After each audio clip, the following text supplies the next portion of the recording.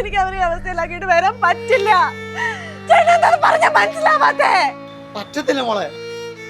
അപ്പനും അമ്മയില്ല ഇത്രയും കാലം നിന്നെ കഷ്ടപ്പെട്ട് വളർത്തിയത് ഈ ദുരിതത്തെ കൊണ്ട് കളഞ്ഞിട്ട് പോവാല്ല. നിന്റെ ഭാവി എന്താവും ആലോചിച്ചിട്ടാ. ചേട്ടാ, അവൻ എന്റെ കൂടെ ഇല്ലെങ്കിൽ എന്റെ ഭാവി ദുരിതത്തിലാവാൻ പോണേ. എനിക്ക് നല്ലൊരു ജോലിയുണ്ട്, ഞാൻ അവനെ നോക്കിക്കോളാം. പ്ലീസ് ഏട്ടാ, ഞാൻ ഇവിടെ നിന്നോട്ടെ. മോളെ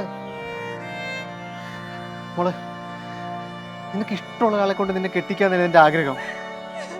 എടി പക്ഷേ ഒന്ന് കട്ടിലെ നിന്നിക്കാനോ സ്വന്തം കാര്യം പോലും നോക്കാൻ പറ്റാത്ത ഒരാളെ എനിക്ക് പറ്റത്തില്ല മോളെ.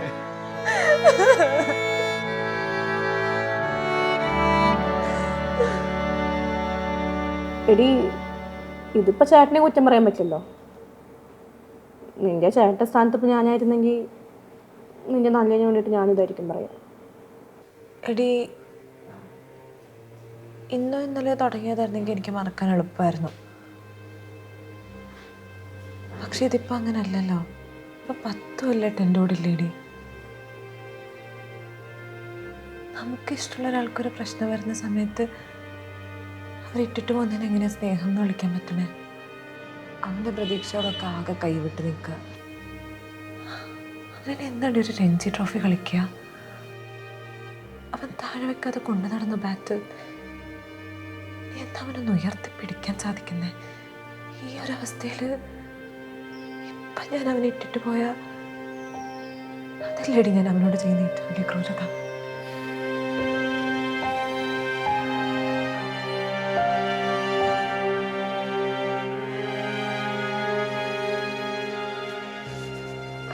മരുന്ന് കഴിച്ചായിരുന്ന സമയത്ത്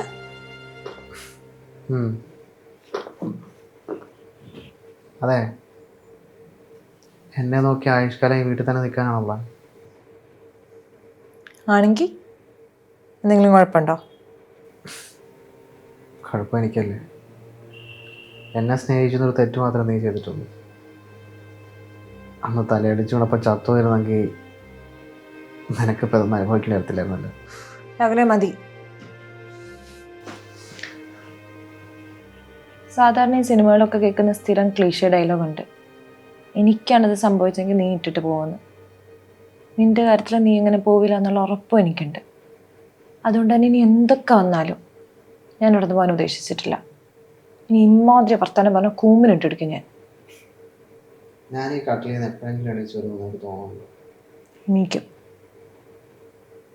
എണീപ്പിച്ചിരിക്കും ഞാൻ. സെഞ്ചുറി അടിച്ചിട്ട് ക്രീസിൽ നീ സച്ചിനെ പോലെ നിൽക്കുന്നൊരു നിപ്പുണ്ടല്ലോ, അതെനിക്കിനിയും കാണണം. പിന്നെ ഒരു കാര്യം പറയാൻ മറന്നുപോയി. നിന്റെ അമ്മ എൻ്റെ ഏട്ടനോട് നമ്മുടെ കല്യാണ തീയതി ഫിക്സ് ചെയ്യാൻ പോയേക്കാം. സർപ്രൈസ് വരാന്ന് ആദ്യം വിചാരിച്ചേ. എടാ, നമ്മള് ഭാര്യയും ഭർത്താവും പോവാടാ. പിന്നല്ല.